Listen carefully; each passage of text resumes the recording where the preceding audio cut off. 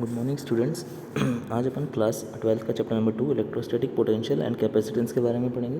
शुरुआत करेंगे इस चैप्टर की। इलेक्ट्रोस्टैटिक पोटेंशियल में सबसे पहले हम पोटेंशियल देखते हैं, उसके बाद कैपेसिटेंस में सेकंड पार्ट ऑफ चैप्टर में मूव करेंगे। सबसे पहले पोटेंशियल का मतलब अगर हम हिंदी में देखें तो इसका मतलब जब आप डिक्शनरी में ढूंढेंगे तो आपको मिलेगा पोटेंशियल का मतलब किसी भी काम को करने की क्षमता, या फिर अदर लैंग्वेज में बोले तो क्या हो जाएगा, एबिलिटी टू डू समथिंग। अब क्या करने की, क्योंकि हम यहाँ पर इलेक्ट्रोस्टैटिक्स की बात कर रहे हैं तो चार्ज की बात होगी, तो कुछ स्टैटिक चार्जेस को मूव करने की एबिलिटी को हम बोलते हैं पोटेंशियल। ठीक है, स्टैटिक चार्जेस को मूव करने की एबिलिटी को हम बोलते हैं इलेक्ट्रोस्टैटिक पोटेंशियल। अब कैसे मूव करना, देखो एक एग्जांपल आपको बताता हूँ कि ये अगर आपके पास कोई सिस्टम ऑफ चार्जेस है जिसकी कुछ इलेक्ट्रिक फील्ड होगी, जो कि मैंने ग्रीन डॉटेड फील्ड बना रखी है। अब एक unit positive test charge, positive मतलब क्या, प्लस पॉजिटिव चार्ज होना चाहिए, प्लस में होना चाहिए। यूनिट मतलब क्या, उसका मैग्नीट्यूड 1 होना चाहिए। तो इलेक्ट्रोस्टैटिक पोटेंशियल को हम कैसे डिफाइन करते हैं कि जितना काम या जितना वर्क आपको करना पड़ेगा एक यूनिट पॉजिटिव टेस्ट चार्ज का, क्योंकि टेस्ट के लिए यूज़ करते हैं उसको को, किसी यूनिट पॉजिटिव टेस्ट चार्ज को आपको इन्फिनिटी मतलब कि बहुत दूर से किसी पॉइंट के पे लेके आना है जो इलेक्ट्रिक फील्ड के अंदर हो। तो ये point positive charge Q not था +1 कूलम, इसको आपको इन्फिनिटी से उठा के लेके आना है इस सिस्टम ऑफ चार्जेस की वजह से। जो फील्ड है ना, उस फील्ड के अंदर किसी पॉइंट पर, उसको हम बोलते हैं, जितना वर्क आपको करना पड़ेगा उस चार्ज को उठा के वहाँ तक लाने के लिए, उसको हम बोलते हैं इलेक्ट्रोस्टैटिक पोटेंशियल। इसका मतलब क्या हो जाएगा, वो चार्ज की एबिलिटी हो जाएगी कि वो इलेक्ट्रिक फील्ड के अगेंस्ट जाके कितना काम करेगा। तो इलेक्ट्रोस्टैटिक पोटेंशियल की डेफिनेशन अगर हम देखें तो क्या हो जाएगा, it is the amount of work done required to bring a unit positive test charge from infinity to a point inside the electric field. तो इलेक्ट्रिक फील्ड के अंदर किसी एक पॉइंट पर लाने के लिए जो वर्क आपको करना पड़ेगा, किसके ऊपर, एक यूनिट पॉजिटिव टेस्ट चार्ज के ऊपर, उसी को हम बोलते हैं इलेक्ट्रोस्टैटिक पोटेंशियल। इसको देखो रिलेट कैसे करना है, 11th में आपने पढ़ा हुआ ग्रेविटेशनल पोटेंशियल। वो क्या होता था, सपोज देखिए ये रॉकेट आपका इलेक्ट्रिक फील्ड को क्रॉस करके बाहर चला गया। ये जो रॉकेट है अर्थ से गया, लॉन्च हुआ, इलेक्ट्रिक फील्ड के बाहर चला गया।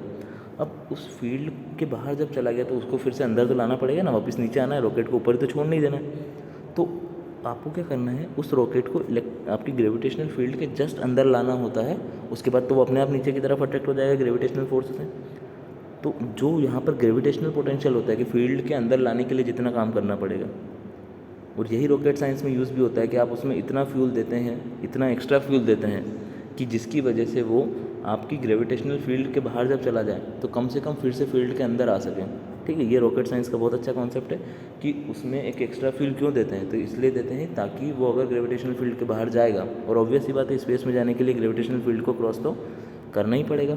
अब जब ग्रेविटेशनल फील्ड के बाहर चला जाएगा तो फिर उसको अंदर भी लाना पड़ेगा। तो अंदर लाने के लिए उसको एक्स्ट्रा वर्क डन करना पड़ता है, जिसको हम बोलते हैं ग्रेविटेशनल पोटेंशियल, और उसके लिए आपको एक्स्ट्रा फ्यूल यहाँ पे ऐड करना पड़ता है। सिमिलरली यही चीज़ इलेक्ट्रोस्टैटिक्स में भी होती है, इसलिए उसको क्या बोलते हैं, इलेक्ट्रोस्टैटिक पोटेंशियल। ठीक है, तो अगर हम डेफिनेशन के टर्म में देखें तो क्या हो जाएगा, इलेक्ट्रोस्टैटिक पोटेंशियल को V से रिप्रेजेंट करते हैं। वो कितना हो जाएगा, work done for a unit charge बोला था, इसलिए चार्ज Q से डिवाइड कर दिया। मान लो जैसे +1 था तो कोई बात नहीं, पोटेंशियल और वर्क डन बराबर हो जाएगा। अगर आपको 10 कूलम के चार्ज को लेके आना पड़ेगा तो क्या होगा, पोटेंशियल तो आपको सिर्फ 1 कूलम के लिए डिफाइंड है, इसलिए उसको 10 से डिवाइड कर देंगे तो क्या हो जाएगा, 1 के रिलेटिव में आ जाएगा। तो पोटेंशियल का मिल जाएगा आपको, work done for unit charge means W/Q। Unit की बात करें तो देखो, वर्क डन की यूनिट जूल, चार्ज की यूनिट कूलम, तो जूल पर कूलम, या इन शॉर्ट इसको वोल्ट भी बोला जाता है। इलेक्ट्रोस्टैटिक पोटेंशियल की यूनिट क्या होती है, वोल्ट भी होती है।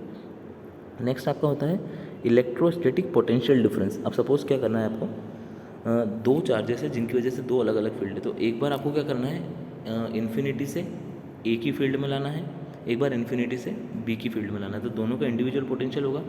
अब आपको बोला गया कि ए से बी में जाने में कितना पोटेंशियल लगेगा, उस ए से बी में जाने, क्योंकि देखो दोनों का अलग अलग पोटेंशियल है। अभी तो ए कुछ अलग पोटेंशियल पे है, सपोज VA, बी कुछ अलग पोटेंशियल पे है VB।